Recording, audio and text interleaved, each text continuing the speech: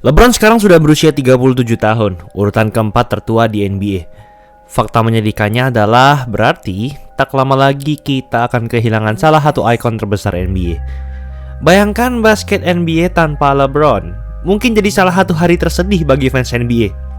Memasuki musim ke-20-nya sekarang, tentu sudah banyak yang jadi korban dipermalukan oleh LeBron. Seperti yang satu ini. Here comes LBJ! Look out! Oh, the crowd on their feet. That's what they came to see. Atau yang ini. Seconds left. LeBron drives in. Oh my! A ferocious slam on Millsap to cut the lead to one. Tenang saja karena masih banyak korban lain. Sebelum lanjut, jangan lupa like dan subscribe ya. Simak ulasan berikut ini. Yo guys, buat kalian yang mau cari-cari jersey basket, langsung aja cek sosmed @easysportswear. Tersedia di Shopee, di Instagram, dan Tokopedia. Kuy, buruan diserbu. LeBron versus DeShaun Stevenson. Mungkin banyak dari kamu yang tak tahu DeShaun Stevenson. Ia adalah seorang shooting guard inti yang lumayan. Masa kejayaannya adalah saat ia bermain di Jazz, Magic, dan Wizards. Namun momen ia dipermalukan oleh LeBron terjadi saat ia bermain di Wizards, tepatnya saat playoff 2008. LeBron berbeda dengan Jordan, di mana LeBron lebih pendiam dan tidak suka terlibat dalam pertengkaran. Namun saat regular season, ada satu game saat Wizards melawan Cavaliers pada 13 Maret 2008. Wizards mengalahkan Cavaliers 2 poin. Lalu saat interview setelah game, Stevenson berkata, LeBron itu overrated. Tolong sampaikan ke dirinya bahwa aku yang bilang itu. Gila nih orang. Dan seperti biasa, LeBron biasa aja setelah mengetahui ini dan berkata, kalau DeShaun Stevenson yang bilang gitu, itu lucu. Sama aja kayak rapper Jay-Z ngerespon komentar negatif ke Soulja Boy. Jauh banget perbandingannya dan gak guna. Udah, capek. Buat kalian yang belum paham, Soulja Boy adalah rapper yang hebat dan terkenal, dan LeBron menyamakannya dengan Stevenson. Tapi kalau dibandingin sama Jay-Z yang disebut-sebut sebagai salah satu rapper terbaik sepanjang masa, tentu gak ada bandingannya. Sama kayak LeBron. Saat Stevenson mendengar ini, Stevenson berkata, Oke, aku harap kita bertemu di playoff, dan aku akan mengajak Soulja Boy duduk di courtside memakai jersiku. Dan hal ini benar-benar terjadi di game 3 ronde pertama. Soulja Boy duduk di courtside menyaksikan Stevenson menang membantai LeBron dan Cavaliers 36 poin. Kelihatannya Stevenson yang mempermalukan LeBron ya. Hingga satu hari kemudian, Jay-Z mengeluarkan lagu Blow the Whistle dengan lirik yang mengejek Stevenson. Ask my nigga LeBron. It's so big we ain't gotta respond. Who the fuck's overrated? I don't even know your name. I'm too big for you to rap LeBron James. Ya, dan sebagai pembalasan, 3 game setelahnya LeBron mengeliminasi Wizards dan Stevenson. LeBron versus Ron Artest. Yang ini lebih memalukan lagi.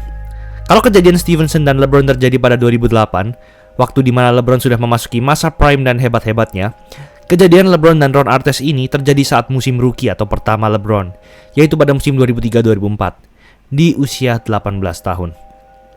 Di sisi lain, Ron Artest di musim itu tengah di puncak karirnya. Ia hampir dinobatkan sebagai Most Improved Player dan salah satu defender terbaik di NBA. Di musim itu, ia masuk All-Star, All-NBA Third Team, All-NBA Defensive First Team, dan menjadi Defensive Player of the Year NBA 2004. Namun yang namanya LeBron, ia tak pernah takut dengan siapapun. Bahkan saat ia masih pemain musim pertama. Coba dengerin cerita Artest ini. LeBron came into the league, first game in Indiana, he gave me 25. He went to the fans and said, this is your best defender, right? But I'm super fucking pissed he disrespected me, and I want to walk up to this motherfucker, and he bust my ass. Pada saat rookie, LeBron sudah mempermalukan seorang Defensive Player of the Year. Gila banget.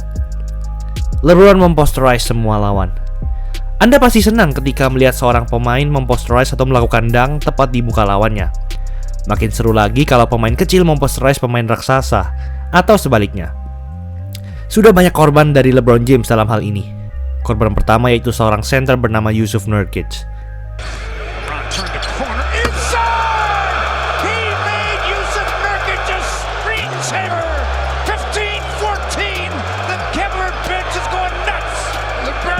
Lihat saja reaksi cadangan Cavs di sini. Ini seperti usaha pembunuhan ke Nurkic. Gue sendiri pertama lihat dang ini itu langsung merinding. Tapi ada yang lebih parah lagi, yaitu yang ia lakukan ke Jason Terry. Musim 2012-2013, LeBron baru saja mendapatkan juara pertama dalam karirnya di musim sebelumnya. Tak hanya itu, ia juga baru saja mendapatkan gelar MVP ketiganya di NBA musim sebelumnya juga. Di akhir musim itu, LeBron jadi juara dan MVP NBA lagi, dan bisa dibilang inilah masa paling prime dari LeBron James. Di musim itu, LeBron sempat memimpin Heat menang 27 pertandingan beruntun. Namun salah satu dari 27 pertandingan tersebut, tepatnya di pertandingan ke-23, Heat bertemu Celtics. Saat itu Heat sudah menang 22 kali beruntun. Namun Jason Terry, pemain Celtics berkata, "Aku sama sekali tak terpukau dengan kemenangan beruntun itu." Terlebih pada 2011, Terry pernah mengalahkan LeBron di final bersama Mavericks dan menjadi juara. Dan ternyata itulah kata-kata terakhir Jason Terry sebelum kehilangan nyawanya. Jason Terry, good defense. Wade from behind takes it away. Chalmers, pull, James! Whoa! Now it looked like he jumped out of the mezzanine to dunk this ball. Setelah game, LeBron diinterview. Did you even see Jason down there? Yeah, I seen him down there. Guess he didn't see me. Korban berikutnya adalah John Lucas III. Lucas adalah seorang pemain NBA yang biasa-biasa saja, dan sekarang ia pensiun dan jadi asisten pelatih Lakers. Namun saat ia main di NBA, ia punya momen paling mengesankan. Tapi bukannya momen menyenangkan, malah ia dipermalukan di momen itu. And a different way to score coming off baseline swing.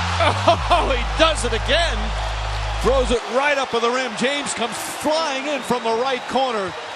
And another dunk. It was a dunk-a-thon. Ya, LeBron benar-benar melompati John Lucas.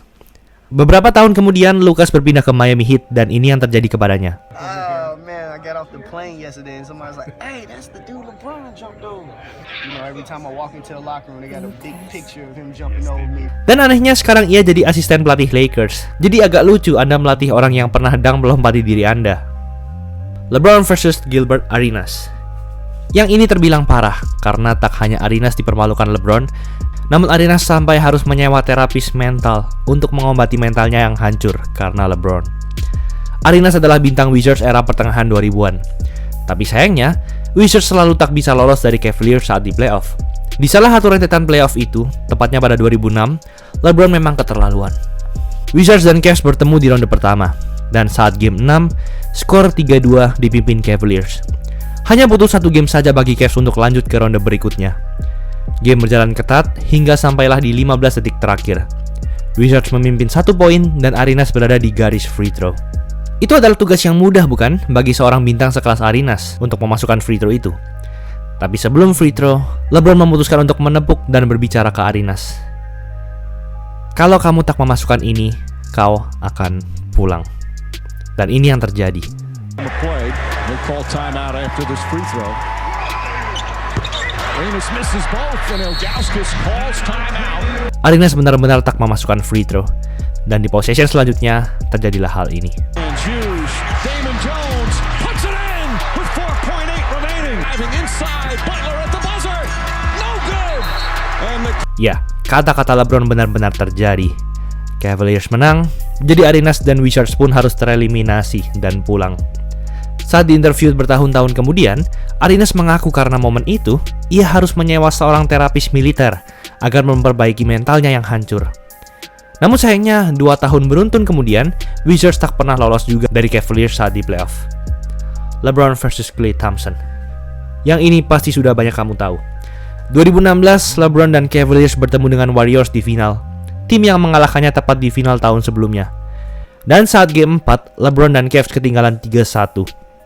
Dan sepertinya mustahil bagi Cavaliers untuk menang. Karena dalam sejarah, tak ada tim yang kembali menang di final setelah ketinggalan 3-1.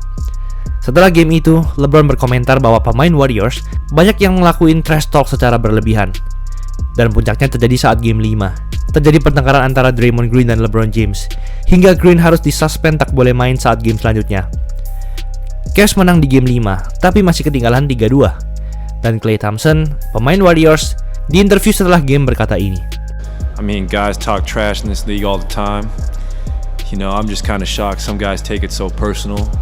It's like, I mean, you know, it's a man's league and I guess his feelings just got hurt. LeBron pun merespons, No, I'm not. What did you say? Clay said? Clay said, I guess he just got his feelings hurt.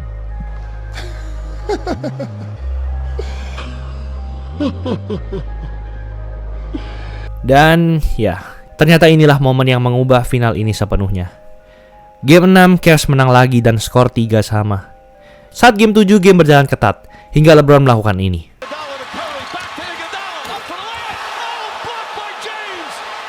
He catches one dribble, steps back, puts up a three, won't go, rebound tip taken by Spades, final seconds, it's over, it's over. Cleveland is a city of champions. Cavs pun berhasil menang dan menjadi juara NBA, dan jadi tim pertama dalam sejarah yang berhasil comeback setelah ketinggalan 3-1 di final. Dan tentunya membungkam mulut Klay Thompson. Itulah ulasan mengenai episode kali ini. Jangan lupa like, komen, dan subscribe agar channel ini bisa berkembang dan menghasilkan video-video menarik lainnya. Thanks for watching, I'll see you in the next video.